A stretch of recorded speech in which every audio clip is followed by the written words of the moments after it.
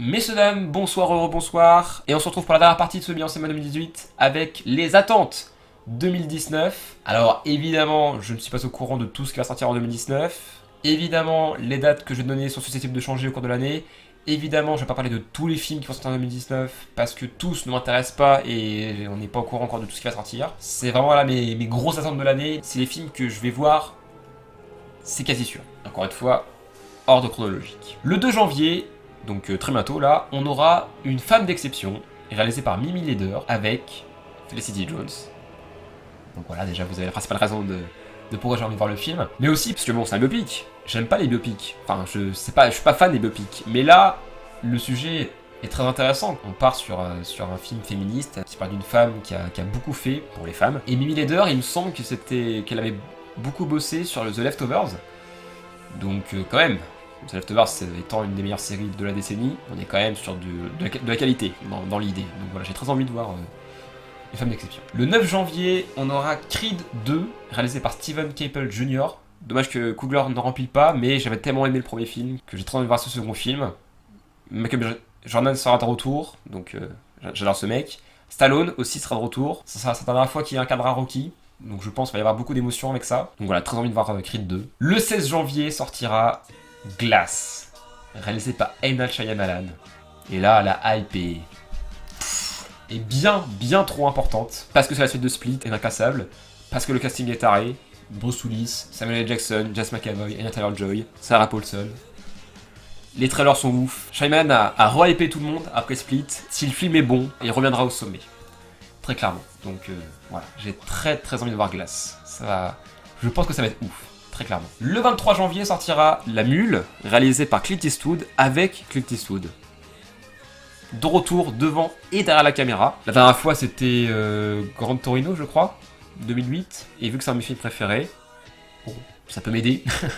Ça peut aider en tout cas. C'est un film policier thriller, mais bon, je pense qu'il va y avoir vraiment beaucoup de bonnes choses dans ce film. Parce qu'apparemment, Clint Eastwood a foiré son dernier film. Je l'ai pas vu, hein, c'était quoi? C'était le 15-17 pour Paris, qui apparemment était pas très bon, certainement.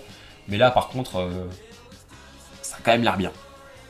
Voire même très bien, donc très hypé par La Mule. Le 6 février sortira La Favorite, réalisée par Yorgos Lanthimos. Le film m'intéresse parce que Lanthimos, parce que le casting, Emma Stone notamment, parce que le synopsis qui est taré, parce que le film a été nommé au Golden Globe.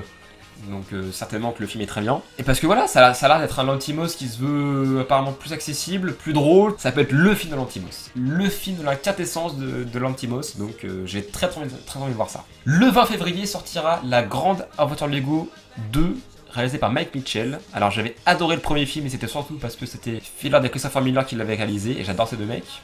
Bon là du coup c'est pas le même réalisateur, mais c'est La Grande Aventure Lego. J'espère que le film sera aussi drôle, beau, émouvant et pertinent que le premier. On verra. Le 6 mars sortira Captain Marvel, réalisé par Anna Boden et Ryan Fleck. C'est surtout pour Brie Larson, parce que sinon je suis pas particulièrement hypé. Après bon, les deux réalisateurs ont l'air d'avoir l'habitude de bosser ensemble, donc pourquoi pas. Et parce que bon, je dois avouer qu'Infinity War, et surtout même Black Panther, m'a plutôt réconcilié avec le MCU. Bon, même si j'ai pas vu par exemple Ant-Man 2 et j'ai aucune envie de le voir, il y a quand même des films du MCU qui m'indiffèrent totalement. Mais là, Captain Marvel, bon, pourquoi pas. Ça peut être le Wonder Woman du MCU, donc pourquoi pas. Le 20 mars sortira Us, nouveau film de Jordan Peele, après l'immense succès de Get Out. Donc voilà, juste pour Jordan Peele, et parce que le casting, je pense que ça va être très bien. Le 24 avril sortira Avengers 4. D'ailleurs, le trailer est sorti il y a pas très longtemps, à l'heure où je vous parle, réalisé évidemment par les frères Russo. Parce qu'il était quand même bien, Avengers 3, faut quand même pas se leurrer la face. Ça sera la fin d'une ère, et si le film tient ses promesses, ça peut quand même être très bien. Donc on verra bien. Le 5 juin sortira Godzilla 2, Roi des monstres, réalisé par Michael Dougherty. J'avais bien aimé le premier réalisé par Gareth Edwards. Bon là du coup, je sais pas si ça sera aussi bien parce que c'est un autre réalisateur, mais le casting me plaît bien.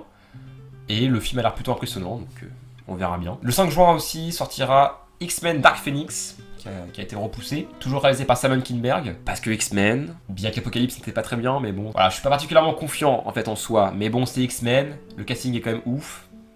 Donc bon, pourquoi pas. Le 26 juin sortira Toy Story 4, réalisé par Josh Cooley. Alors je suis content, et en même temps, je me dis que... Pourquoi la fin de Toy Story 3 était tellement parfaite. Pour rappel, j'avais chialé devant cette fin. J'espère vraiment que ça sera le dernier. Je repense à la fin du 3. C'était parfait, le message, le plan de fin qui reprenait le tout début du premier film. C'était parfait, la boucle était bouclée. Ah, ils font chier quand même, hein, ils font chier. Puis en plus, Josh Cooley, il est de l'équipe Pixar, quoi, donc il connaît les bails, disons, mais il a jamais réalisé un film Toy Story, donc est-ce qu'il aura les capacités pour?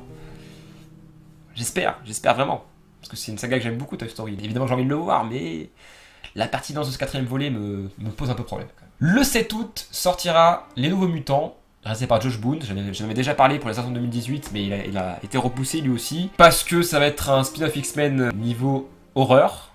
Donc ça m'intrigue beaucoup. Et le casting est ouf, donc voilà. Le 14 août sortira Once Upon a Time in Hollywood, le nouveau film de Quentin Tarantino. Alors, à l'heure actuelle, je n'ai vu aucun Tarantino, mais je vais faire une rétrospective Tarantino en début d'année, enfin en 2019 là, donc du coup pour la continuité, faudra que je vois ce film.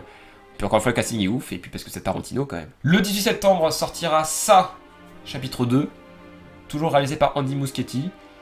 La suite du premier Ça, que j'avais quand même bien aimé, et puis là ça va être un casting adulte, et Muschietti maîtrise bien la mise en scène, donc le film peut être bon. Et enfin, le 18 décembre sortira Star Wars épisode 9, réalisé par J.J. Abrams. J'ai très hâte, mais en même temps j'ai très peur. Parce que quand tu vois que le mec va corriger les erreurs du 8, je suis pas très confiant. Parce qu'encore une fois, le 8 n'est pas un mauvais film, sans déconner. Ouais, J.J. Abrams, quand on y repense, le 7 était quand même pas ouf. Hein. Il va devoir conclure la trilogie et toute la saga Skywalker en un film.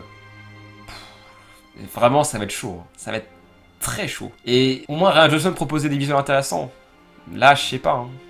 Vraiment, je suis assez peu confiant. Je suis plus hypé par la nouvelle trilogie de Rian Johnson que par ce 9ème film. Très franchement. Mais bon, ça reste Star Wars, donc on verra bien. Voilà les amis, ça y est, j'ai enfin tout tourné. À mon avis, ça va être une torture le montage, mais bon, il faut bien. J'espère que cette vidéo vous aura plu, j'espère que tout ce bilan cinéma vous aura plu. Je vous donne rendez-vous très bientôt pour les dernières vidéos de la chaîne. On n'a jamais été aussi proche de la fin. Et n'hésitez pas, encore une fois, à me suivre sur Sens Critique. Et on se donne rendez-vous très bientôt pour de nouvelles vidéos. Prenez soin de vous, allez voir des films. À la prochaine. Salut!